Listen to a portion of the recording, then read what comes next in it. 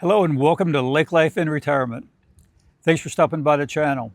So here in South Carolina, boating season has officially started. I don't know if you can see anybody behind me, but today's kind of a nasty day, but definitely yesterday when it was nice and pretty, boats are out all over the place. So this is the requirements for South Carolina. 1 PFD per person. Boats over 16 feet need to have a throwing flotation device, one of those square cushions. Kids under 12 need to wear a life jacket, not one of those pool floaties.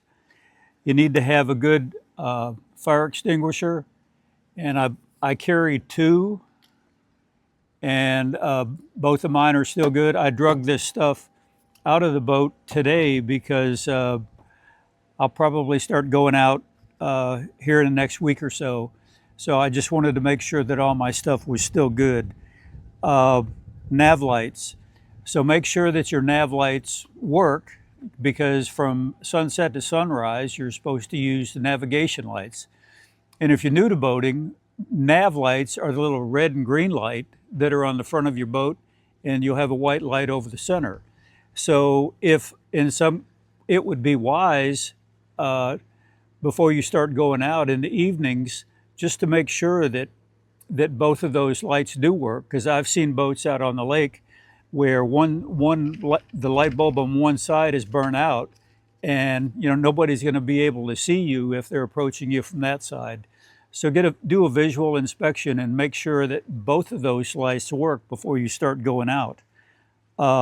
Flares are a good to have thing. It's not a requirement in North Carolina, I don't believe, because I just checked the SCDNR and it's listed as kind of a good to have thing. It's also good to have a rope in case you need to tow somebody or be towed, hopefully not. A first aid kit and a communication or cell phone. So remember that this is a pet peeve of mine, that people that are out on the lake, there is no requirement that you go out and take a boater safety course when you go out on the lake. And I know people just either they don't know or they forget kind of the rules of the road, but all boats approaching from the right have the right of way.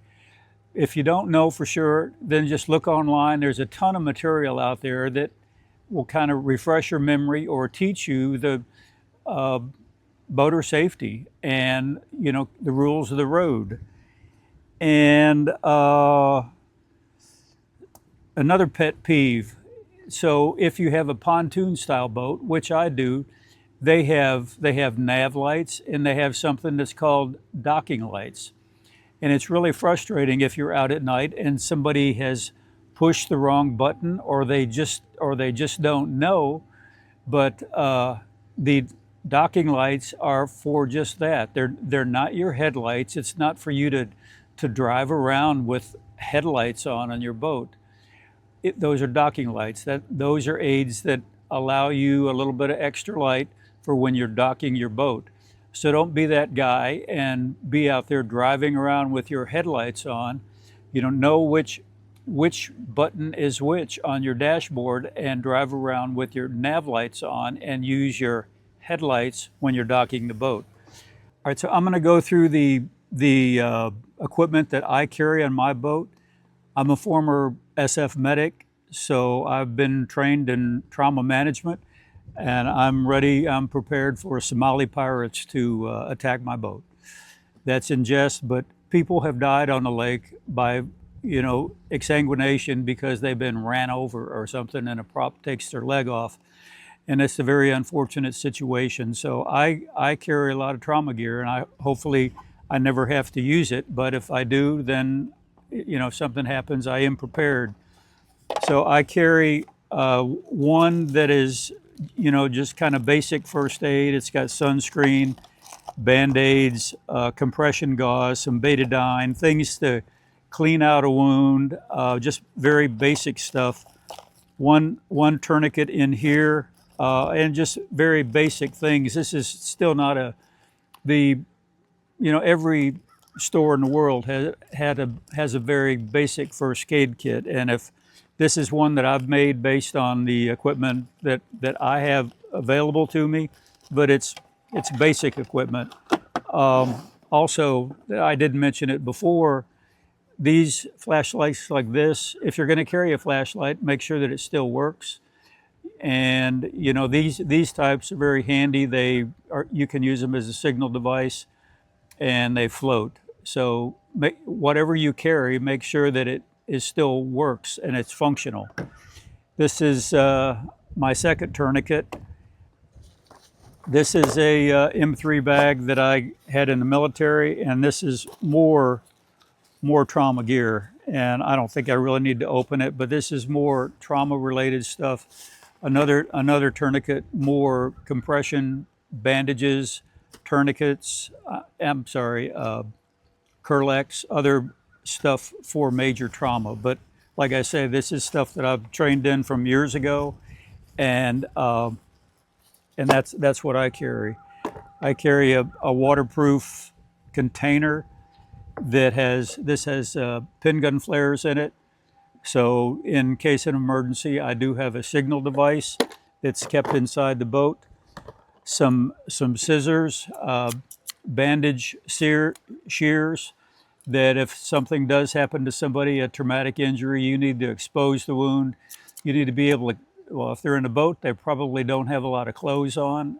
But if a person does have long pants on, and you know, you need to expose the wound. So have some scissors, some way to cut away clothing, or you know, if you need to expose the person to see where the injury is. And the other thing that I personally carry is a map of the lake. So be familiar with how to navigate on the lake that you're on. You know, if you're new to that given lake, then as you're out and about, take note of dominant or key features, like a very prominent house, some way where you can, some landmarks where you can navigate from point A to point B, or a map is good. Probably the easiest thing is to use your phone, some of the map apps on your phone, and learn how to drop a pin from your starting point, your house or the dock. And then as you go out and navigate on whatever body of water that you're on, then you'll be able to find your way back to either your home or wherever you left from. So I think that's about it. But remember, you know, if it's the first time out, inspect your stuff. Make sure your boat's safe. Make sure you have the equipment that you're supposed to have based on your individual state. So if you do get pulled over by DNR, that you don't get a costly ticket. Don't drink and drive. Don't be stupid on the water. Be respectful of other people, and be safe and have a good time. And I hope this video has been helpful.